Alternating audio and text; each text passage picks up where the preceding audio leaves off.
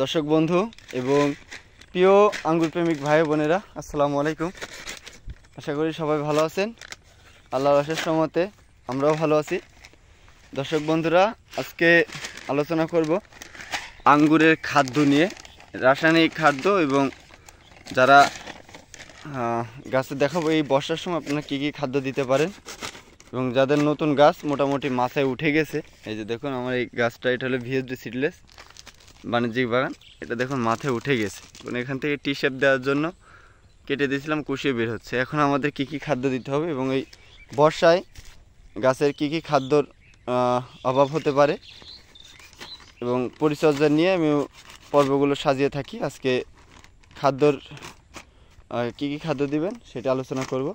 দর্শক বন্ধুরা, আজকে আমরা প্রতি গাছে মোটামুটি 80 থেকে 100 গ্রাম করে খাদ্য দিব। এই যে প্রতি গাছের গোড়ায় 50 থেকে, এই যে দেখুন এই গাছটা ধরেন, এই গাছের রিং করে চারপাশ দিয়ে ছিটিয়ে 80 থেকে 100 গ্রাম করে খাদ্য দিব প্রত্যেকটা গাছে। কি কি দিব আজকে আমরা দেখাবো। প্রথমত আমরা নিয়েছি এখানে প্রথমত আপনি যেটি রাখবেন রাসায়নিক সার, ফসফেট, পটাশ এবং ইউরিয়া 3টা রাখতে পারেন এবং 3টা মাছবি অবশ্যই রাখবেন। সাথে গাছের কিছু এখন গাছের অনুখাদ্যের প্রয়োজন হবে এবং অনুখাদ্য কী কী নিয়েছি এবং শিকড় বর্ধকের জন্য, কারণ বর্ষার সময় দেখা যায় অনেক শিকড় নষ্ট হয়ে যায় বর্ষার পানিতে। তার জন্য আমাদের কিছু শিকড় বর্ধকও আমরা নিয়েছি, যেগুলো আপনার শিকড় তৈরিতে সাহায্য করবে এবং গাছের অনুখাদ্য যোগাবে। দেখুন গাছের অনুখাদ্য নিয়েছি আমরা টাটা হিউমিক প্লাস। এই যে দেখুন শিকড় বর্ধক অনুখাদ্য, শিকড় বৃদ্ধিতে দ্রুত কার্যকর। আপনারা এটা ইউজ করতে পারেন, খুবই ভালো। এটা হলো আপনার টাটা ক্রপ কেয়ার কোম্পানির। আপনারা চাইলে আমাদের কাছ থেকে সংগ্রহ করে নিতে পারেন।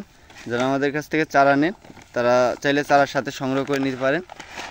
একটু দাঁড়াও, এই যে দেখুন এখানে এগুলো হলো অনুখাদ্য টাটা হিউমিক প্লাস। এটা হলো গাছের আঙ্গুর গাছের বা বিভিন্ন গাছের, এই যে এখানে দেখেছেন কলা, ভুট্টা, ধান, বিভিন্ন গাছের, টমেটো, বিভিন্ন গাছের এটা অনুখাদ্য আপনারা ব্যবহার করতে পারেন। এবং সাথে আছে আপনার ডলফিন, এটাও শিকড়বর্ধক। এই যে এটা আপনার শিকড়বর্ধক, গাছের ক্যালসিয়াম বাড়ায়। এই যে এগুলো আমরা সব ব্যবহার করছি। এই যে আপনার গাছ অনুযায়ী আপনি সিলেক্ট করে নেবেন। যেমন আমি বললাম, রেশিওটা বোঝাই দিলাম যে প্রত্যেকটা গাছের জন্য 80 থেকে 100 গ্রাম, 80 থেকে 100 গ্রাম রাসায়নিক সার আপনারা এখন এই সময় ব্যবহার করবেন। কেমন বয়সের? মোটামুটি 2 মাস হয়ে গেছে এরকম গাছে ব্যবহার করবেন। ধরেন স্টিল নাও আপনি লাগাইলেন, মোটামুটি ধরেন এই গাছটা আমার 2-2.5 মাস হয়ে গেছে, যে বানে উঠছে 2-2.5 মাস হয়েছে। এখন এই গাছটা ছাড়া যদি আমার ধরেন 15-20 দিন 1 মাস হইতো, আমি এত সার এটা দিয়ে বাঁচাইতে পারতাম না, গাছের এটা লোড নিতে পারতো না, মরে যেত গাছটা। যেই গাছের 2-2.5 মাস বয়স হয়েছে এই গাছ থেকে শুরু করে আপনারা ব্যবহার করবেন। এবং যাদের বড় 1-1.5-2 বছর আছে তারাও এই সারগুলো কন্টিনিউ করতে পারেন। এটা আঙ্গুর গাছের জন্য খুবই কার্যকর। আশা করি দর্শক বন্ধুরা আপনারা বুঝতে পেরেছেন। রাসায়নিক সারগুলো মিক্স করে নিব।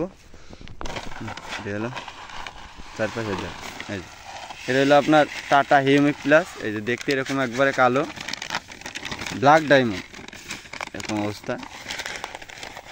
হ্যাঁ, আমরা এর সাথে একবারে ভালো করে সব মিক্স করে নেবেন।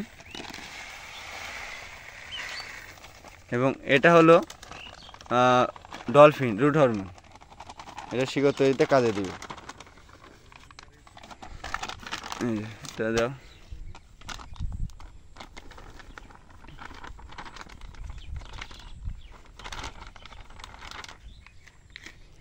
আঙ্গুর গাছে আমরা দিয়ে দিচ্ছি। এবার এগুলো কি করব, এই রাসায়নিক ফসফেট, পটাশ এবং ইউরিয়ার সাথে ভালোভাবে আমরা একবারে এই রেশিওটা একবারে মিক্স করে নেব।